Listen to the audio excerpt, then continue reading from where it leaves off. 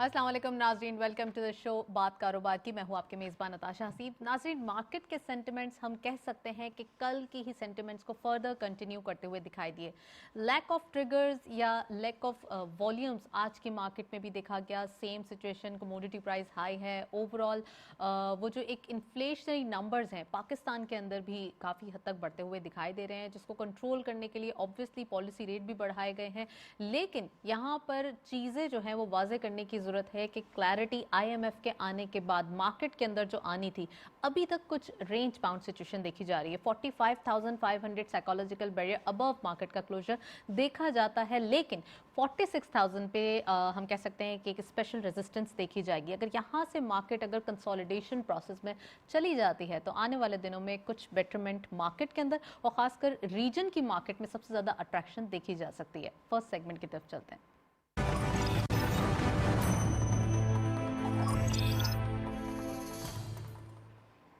Let's have a look on daily highlights. आज की market की परफॉर्मेंस देखते चलते हैं। ओपन हुई मार्केट 45,841.25 के लेवल पर। हायर साइड टू मार्केट गई 46,040.61, lower was 45,727.64 and finally closure 45,947.95 पे, यानी कि एक चेंज रहा। रेंज बाउंड सिचुएशन 106.70 का इजाफा।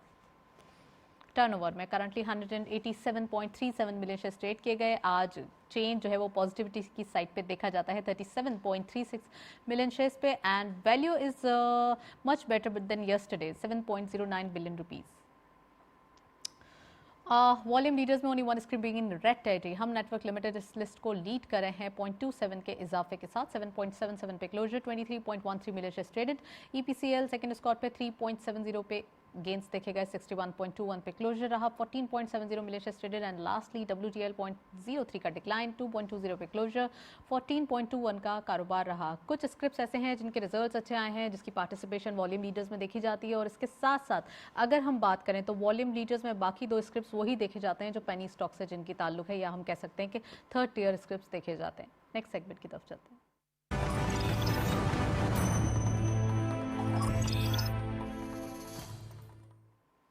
टॉपिक ऑफ द डे में आज हम बात करने वाले हैं ट्रेडिंग के हवाले से। इंटरनेशनल ट्रेडिंग और खासकर इकोनॉमिक सिनेरियो पाकिस्तान का जो दिखाई देता है, और ओवरऑल अगर बात की जाए कमोडिटी प्राइसेस के तो काफ़ी हद तक हायर साइड पे दिखाई देते हैं।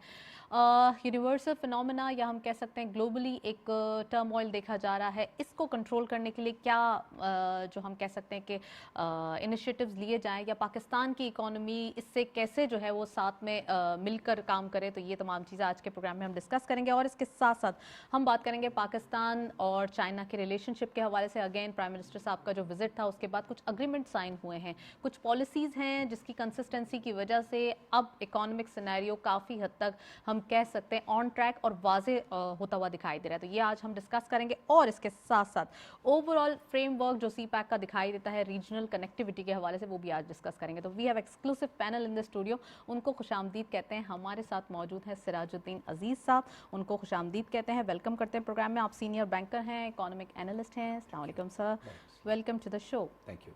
और हमारे साथ मौजूद हैं फरीद आलम साहब, आप CEO हैं AKT सिक्योरिटीज़ के, कैपिटल मार्केट एक्सपर्ट हैं। अस्सलाम वालेकुम, welcome to the show. Sir, आगाज़ करते हैं प्रोग्राम का। बाकायदा तौर पे ट्रेडिंग के हवाले से बात हो रही है, इंटरनेशनल ट्रेडिंग के हवाले से बात हो रही है। कमोडिटी प्राइस हायर साइड पे हैं, और कोविड के चैलेंज होने के बावजूद सिराज साहब ओवरऑल देखा ये जाता है कि अब चीज़ों को टैकल करना काफ़ी मुश्किल हो गया है। अब बिजनेसेस भी करने हैं, अपने GDP ग्रोथ को भी देखना है, और साथ साथ जो है वो एक्सपोर्ट्स को भी देखना है। क्या कहेंगे? इसके जो है ना मेजर करने का एक ही तरीका है कि जो पेंडेमिक के इम्पैक्ट था उसका वो लैग टाइम अब इम्पैक्ट कर रहा है इकोनॉमीज़ को। अच्छा। प्रोडक्शन में इतनी कमी नहीं हुई है जितनी डिस्ट्रीब्यूशन ऑफ प्रोडक्शन में हुई है। तो movement of goods and movement of commodities में काफ़ी ताख़ीर हुई है, जिसकी वजह से the demand is existing, the supply side has been constrained, जिसकी वजह से प्राइसेस काफ़ी मूव कर रही हैं। ये आप बात कर सकती हैं lentils and cereals and things like that. लेकिन आप जब ऑयल की बात करते हैं, that's determined by global demand. The major buyer today is still China. वो प्राइसेस बढ़ने का जो ट्रांसफ़र मैकेनिज्म है हमारे पास, pass it on to the consumer, ultimately वो म्यूटेड होता है, क्योंकि पॉपुलर गवर्नमेंट्स वो नहीं चाहती हैं कि सारा ट्रांसफ़र कर दें टू द आवाम। ओके। नतीजतन ये होता है कि आपके डेफिसिट्स बढ़ते जाते हैं, जैसे कि हमने पिछली हुकूमतों के साथ देखा। तो ये हुकूमत कम से कम इस बारे में, एटलीस्ट ऑयल प्राइस के बारे में बड़ी क्लियर है कि वो पास ऑन करना है। और आप ये एडजस्टमेंट्स जो रेगुलरली देखती रहती हैं, पेट्रोल के दाम में कभी 4 रुपए बढ़ गया, कभी 3 रुपए बढ़ गया, तो ये मुसलसल बढ़ता ही रहेगा जब तक स्टेबलाइजेशन नहीं आ जाती है और वो सब्सिडी जो दी जा रही है सॉरी उसको कवर ना कर लिया जाए। सर, आप समझते हैं कि सब्सिडी दी जा रही है, हम आईएमएफ की अगर बात करें तो आपने सब्सिडीज़ की तरफ थोड़ा इशारा किया तो मैं पूछती चलूँ, आईएमएफ की अगर बात करें तो यहाँ पे हमें सब्सिडाइजेशन से या फिर किसी भी किस्म के इंसेंटिव से रोका जाता है अनटिल अनलेस कि हम बिज़नेस को प्रमोट ना कर रहे हो, हम एक्सपोर्ट्स को प्रमोट ना कर रहे हो। आप समझते हैं कि कमोडिटी प्राइस में इंसेंटिव देना ये सही है? देखिए, हमें ये देखना चाहिए कि दूसरे ममालिक क्या करते हैं, क्या वो अपने इंडस्ट्री को प्रोटेक्शन देते हैं या नहीं देते हैं। अच्छा। सब्सिडाइजेशन के ज़रिए देते हैं या कंट्रोल इकानमी के ज़रिए देते हैं। ठीक है। सारे ममालिक क्या करते हैं। अच्छा, चूंकि हम मेजर बोरोवर्स हैं इंटरनेशनल मार्केट में, एंड एज दे से बेगर्स कांट बी चूजर्स, तो हमें सुनना पड़ता है और लिहाजा वो चाहते हैं कि हम कोई सब्सिडी ना दें। लेकिन सब्सिडी के बगैर बिजनेस करना मुश्किल है इस एनवायरनमेंट में। और आपको इसको देखना होगा, इकोनॉमिक मलेज जो चला आ रहा है पिछले 30-35 साल का, उसको ठीक करते करते वक्त लगता है। इकोनॉमी ओवरनाइट ठीक नहीं हो सकती है। Right sir, we are not beggars, we are lenders, तो इतना तो खैर हक बनता है हमारा। फरीद साहब, ओवरऑल ट्रेडिंग की बात हो रही है, ट्रेडिंग के लिहाज से थोड़ा सा अगर हम स्टॉक मार्केट को देखें तो रीजन के अंदर हमारी प्राइस अर्निंग मल्टीपल काफ़ी चीप दिखाई देती है। उसके बावजूद जितने फैक्ट्स हैं उनको भी देखें, अगर हम स्टेबिलिटी देखें, पॉलिटिकल नॉइज़ देखें, तमाम चीज़ों को टैकल करने के बावजूद अभी तक वो अट्रैक्शन हम मार्केट नहीं कर सके जितनी अट्रैक्शन मार्केट करनी चाहिए थी। अभी भी हमारे पास उतने कॉन्ट्रैक्ट्स नहीं हैं जितने होने चाहिए थे। Thank you. पॉइंट आपका well taken with the pinch of salt. Obviously देखिए, 4.6 का प्राइस अर्निंग मल्टीपल है हमारा आजकल, 4.6 टाइम्स प्राइस अर्निंग मल्टीपल, जो कि एक दफ़ा आया था जब कोविड हुआ था, ये मार्च 2020 में, जब ग्रोथ ज़ीरो हो गई थी। अब तो आईएमएफ जैसा इदारा जो कंजर्वेटिव है, वो भी आपकी ग्रोथ को ग्रोथ फोरकास्ट 4% और देयर अबाउट है, और हमारी एकेडी रिसर्च तो उससे भी ऊपर है और हमें भी लगता है कि इससे ऊपर आएगी। ठीक है। तो जो 4.6 टाइम्स का जो है, दिस इज़ टोटली अनजस्टिफाइड, बल्कि मैं तो ये कहूँगा हमारे नाजरीन जो देख रहे होंगे कि जुल्म है। This is totally. अब देखें कि क्या ऐसे अनासिर हैं जो हमारा जो मीडियन है, जिस रेंज में हम लोगों ने ट्रेड किया है ओवर द ईयर्स, वो 8 से 13 है। तो अगर एक कंपनी जिसकी अर्निंग पर शेयर 10 रुपए है, आज वो 46 रुपीज़ की ट्रेड हो रही है on an average, as compare to this in the earlier and the previous years, वही कंपनी, जनरल बात हो रही है, बाज सेक्टर्स ऊपर बाज नीचे, ओवरऑल वो है, आप पहले ट्रेड होती थी 80 रुपए से 130 रुपए, आज वो कंपनी जो 10 रुपए कमा रही है 46 पे है। तो इसलिए लग ये रहा है कि जो हमारा जो कॉन्फिडेंस लेवल है इन्वेस्टर्स का, वो बहुत लो है। अच्छा, उसको बढ़ाने के जो तरीके दुनिया में है, और पाकिस्तान बढ़ाने के भी तरीके, लेकिन लो हुआ क्यों जी, ये भी बताइए। देखिए, ओवर द पीरियड हमारे पास से गोरा इन्वेस्टर चला गया, 2015 से ऑनवर्ड शुरू हो गया था जाना वो, तो 2.5-3 अरब डॉलर की गोरे की जो फॉरेनर्स की इक्विटी पार्टिसिपेशन थी, वो ईयर आफ्टर ईयर निकल गई। अच्छा। तो अगर 3 बिलियन जैसी वो निकल गई, फिर हमारी जो कंपनी अच्छा परफॉर्म कर रही थी हर सेक्टर में, उन लोगों ने एक्सपेंशन की और बहुत सारा पैसा उन्होंने मोबिलाइज किया। अब हो ये रहा है, ये मुझे बड़ा अजीब सा लगता है इसको एनालॉजी को बयान करते हुए, आपने पूछा तो मेरे दिमाग में ये आ रहा है कि जो हर इंडस्ट्री में जो एल्डर्स हैं, जो the ones who are doing well are doing fairly well, अब जो और जो नीचे हैं वो बहुत ही नीचे रह गए हैं। तो हमारे यहाँ जो कॉर्पोरेट्स कमा रहे हैं, ओवरऑल बेसिस पे मैं देखूं तो पिछले 3 साल में हमारे बिजनेसेस ने ग्रोथ बहुत ज़्यादा किया है, ग्रो किया है, कमाया है, लेकिन हर दोस्त क्लाइंट जो कि अच्छा कमा रहा है, उसके देखो तो उसकी चेहरा लंबा ही होता है। तो उससे कहो यार, तुम कमा भी रहे हो, सब कुछ है, और तुम्हारा लाइफस्टाइल भी बहुत अच्छा है, सब कुछ, what is it, why are you so gloomy? तो वो कहते हैं देखिए, कमा जरूर रहे हैं, लेकिन ये जो हमारी, और जो हम कमाते हैं महंगी भी इंपोर्ट होती है, हम या तो पास ऑन कर देते हैं, और एक्सपोर्टर की तो पाकिस्तान में, पूरी दुनिया में आपको पता है लॉटरी लगी रहती है, और हमारी 3 साल में लॉटरी लगी रही। वो कहता है हमें ये लगता है कि हमारी सप्लाई डिसरप्शन जो दुनिया में चल रही हैं उसकी वजह से हमें अपना रॉ मटेरियल नहीं मिलेगा। वो मिल जाता है, महंगा मिलता है, हम महंगा बेच देते हैं, लेकिन जो टेंशन है वो दूर नहीं हो रही। और हमारे एज ए नेशन, मुझ समेत, मैं अपने कोलीग्स को देखता हूँ, दोस्तों को देखता हूँ, हम ओवर द ईयर्स हमारी लाइफ स्टाइल, हमारा जो एक वो बढ़ते से बढ़ता जा रहा है, लेकिन एज अ नेशन हम लोग थोड़े से मतलब जो शुक्र वाली है वो चीज़ें कम होती जा रही हैं। शुक्र करना चाहिए, आप कहते हैं बस ये हल है। ये लंबा फेज क्या होता है फरीद साहब, ये मतलब डिमोरलाइजेशन? अच्छा सिराज साहब, ओवरऑल इन्होंने इशारा ये किया है कि जो पूरी दुनिया का बिजनेस का एक जॉनरा है वो चेंज हो चुका है, सही है।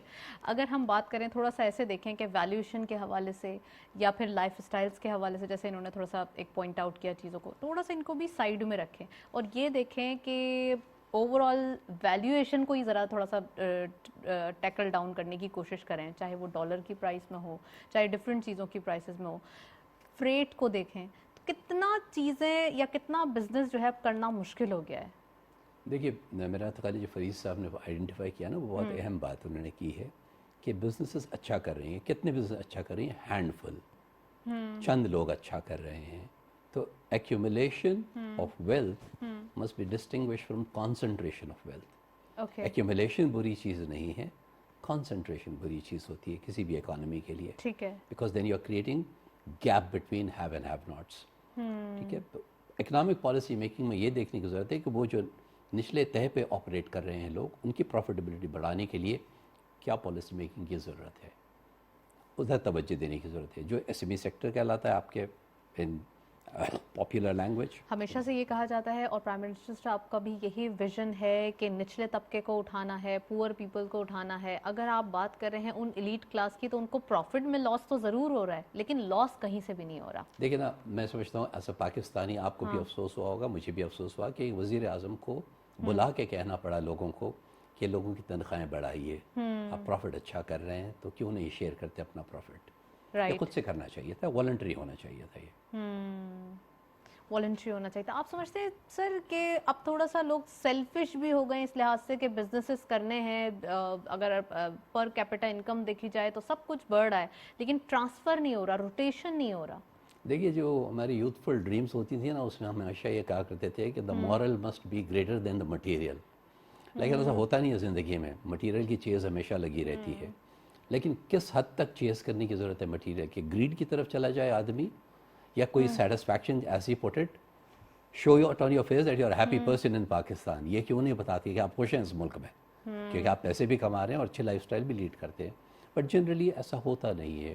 People try and hide and mask their true feelings. Right, चलें जी, प्रोग्राम को फर्दर कंटिन्यू करेंगे, एक ब्रेक की जानिब चलते हैं। Stay tune.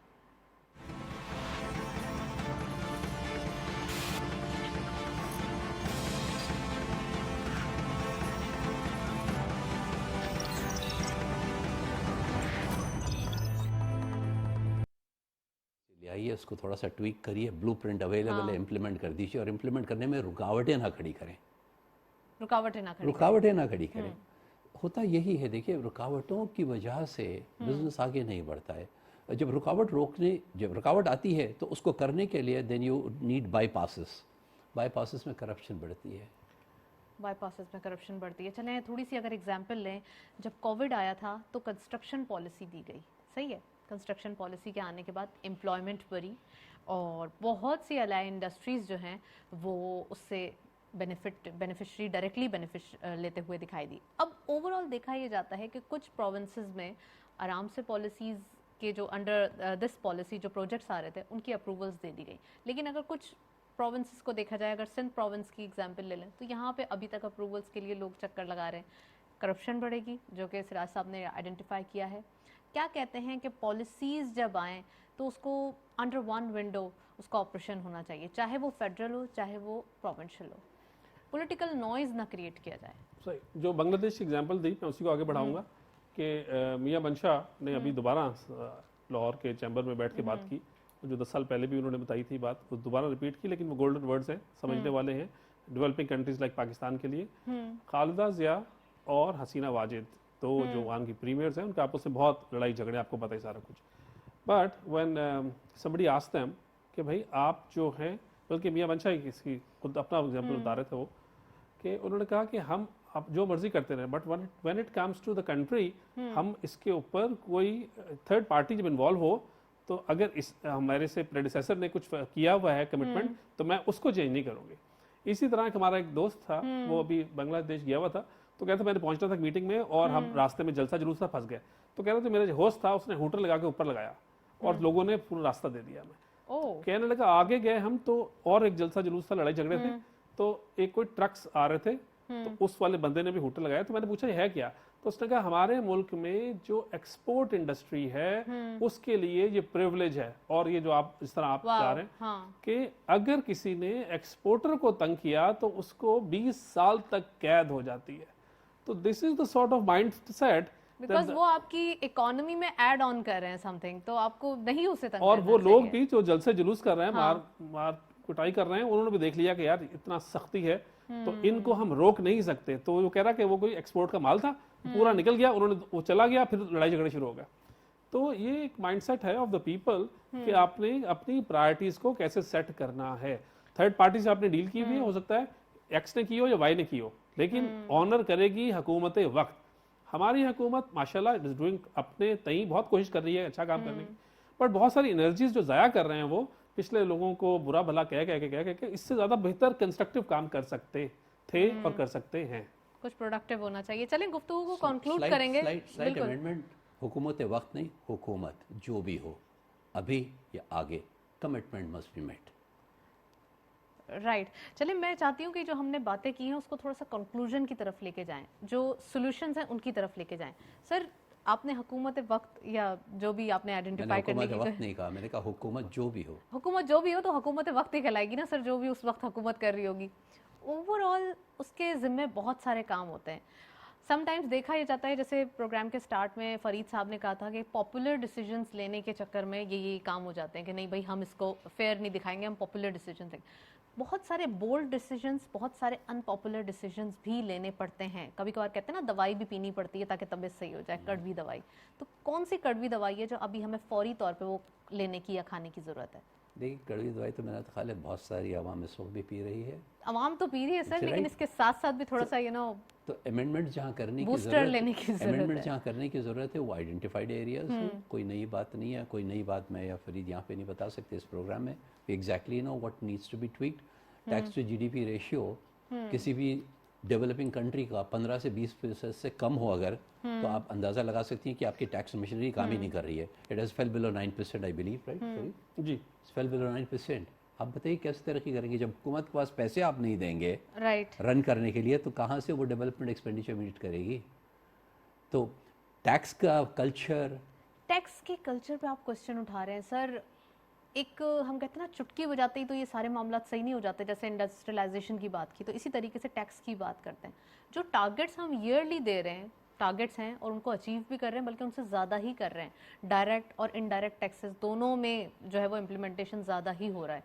आप समझते हैं उसके बाद भी या उससे इनडायरेक्ट ज़्यादा टैक्सेशन क्यों करनी पड़ती है किसी भी हुकूमत को? Taxes क्योंकि नहीं डायरेक्ट देते। टैक्स पे करने वाले जो वो इवेड करते हैं under fashionable words, tax management, tax efficiency, ये सब टैक्स की चोरी है। I am sorry. तो अभी तो फरीद साहब ने भी आइडेंटिफाई किया है कि अगर आप कोई बिजनेस कर रहा हो तो फिर सब उनके पीछे पड़ जाते हैं। अब ये वर्ड भी यूज होता है जब टैक्स ले रहे हो, तो टैक्स के पीछे पड़ गए बंदे के, आपने काम नहीं करने दिया बिजनेसमैन को। नहीं, देखिए टैक्स की पेमेंट जो है ना वो इंडिविजुअल रिस्पॉन्सिबिलिटी भी है, कॉर्पोरेट रिस्पॉन्सिबिलिटी भी है। और हुकूमत को फैसिलिटेट करने की ज़रूरत ये है कि आपके टैक्स पॉलिसीज ऐसी हो जो फ्रेंडली हों, ठीक है? Then you can avoid indirect taxation. आपके पास कितने रिटेल एस्टैब्लिशमेंट्स हैं जो टैक्स पे करते हैं? तो हमारे जो वज़ीर ख़जाना हैं उन्होंने जब इस चीज़ को आइडेंटिफाई किया और कहा कि मैं रिटेल एस्टैब्लिशमेंट से भी टैक्स लूँगा, तो एक हंगामा हो गया मुल्क में कि ये क्या बात हुई, हम तो टैक्स नहीं पे करेंगे। तो जब आप टैक्स नहीं पे करना चाहते हो फिर उम्मीद करते हैं कि हुकूमत आपकी देखभाल भी करे, तो ये नामुमकिन है। तो tax to GDP ratio is critical for development expenditure, it's critical for economic growth. This is the first कड़वी मैं गोली। थोड़ा ऐड करूंगा इनकी जी, बात फरीद को। साहब। देखिए पिछली दौर में भी एक कैपिटल वैल्यू टैक्स लगा था कि अगर आप टैक्स पेयर हैं तो जी अच्छी बात है, नहीं है तो आप कोई एसेट खरीद रहे हैं तो आप ये कैपिटल वैल्यू टैक्स। तो फिर वो हमारे पार्लियामेंटेरियंस ने उसको ख़त्म करा दिया, तो जाहिर है जो होता है इस तरह। इसी तरह फर्टिलाइज़र पे और ट्रैक्टर के ऊपर हम एक्साइज ड्यूटी 17 नहीं बल्कि 2.5 और 5% लगाते हैं। तो IMF कह रहा है कि इसको बढ़ा के आप 17% पे ले जाएं। तो उसके क्या होगा, एग्रीकल्चर में क्या होगा, उसके इम्पैक्ट। आप बात कर रही थी कि हमारे पास कितनी फ्लेक्सिबिलिटी होती है, जो IMF प्रोग्राम में लोग होते हैं कि वो अपनी पॉलिसीज को खुद परस्यू कर सके। वो आई एम सॉरी, वो जब IMF जब आप शुरू प्रोग्राम अपना किया कि एज अ बोरोअर, चले बैगर छोड़ दें, एज अ बोरोअर हमें मुश्किलात होती हैं इस सारे को आगे परस्यू करने में। राइट, चलिए सर, एज अ बोरोअर मुश्किलात होती है, क्यों होती है ये भी डिस्कस करेंगे। एक ब्रेक की जानिब चलते हैं, स्टे ट्यून्ड।